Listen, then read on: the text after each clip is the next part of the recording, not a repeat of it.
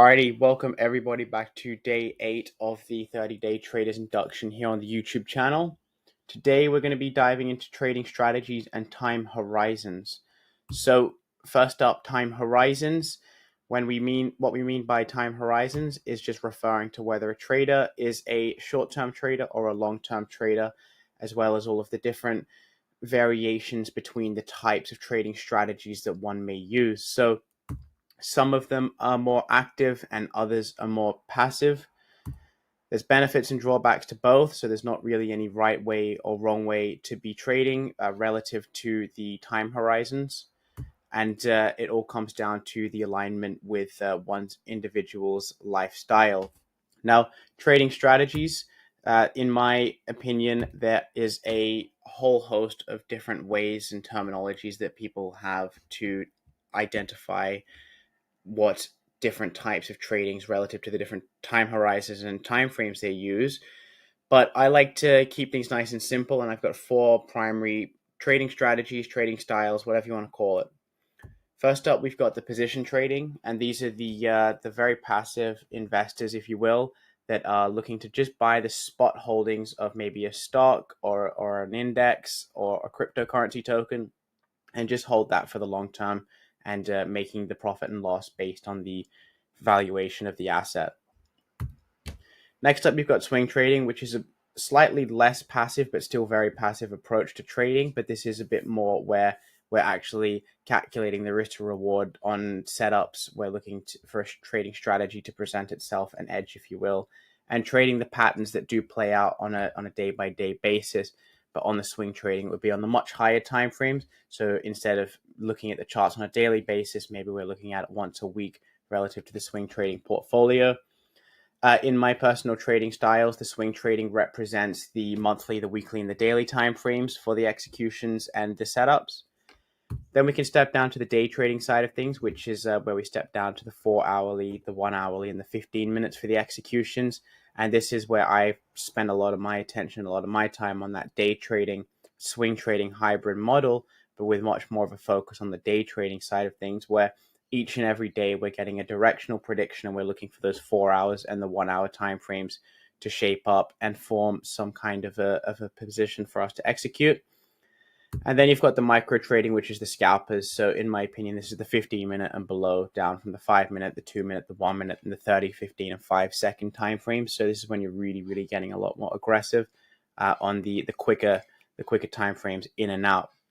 So from top to bottom, we have the position trading, again, which is the longer term buy and hold strategies or the dollar cost averaging. This is the most passive and the most hands off. Then you've got the swing trading, which is more passive, but still very hands off, maybe once a week instead of just letting it go for a couple of years or months. Day trading is less passive, but still very on the ball. And that's much more of you're checking the charts daily and watching for setups a couple of times a week, whereas the swing trading is more of a position a month kind of approach. And then the micro trading is the least passive / most aggressive, which is where you're looking to take multiple positions per day, scalping the lower time frames on just a handful of assets, for example. Now, which should you choose? And like I said at the start of this video, there's not really any right way or wrong way to go about this. It all just comes down to a few of the personal and individual lifestyle factors. So a couple of questions you can ask yourself is, what is your current lifestyle? So like I said, if you're someone with a full-time 9-to-5 job, it's probably not advisable for you to trade a strategy on the micro time frames where you're required to be there for many hours a day, taking multiple positions a day. It just doesn't seem very aligned.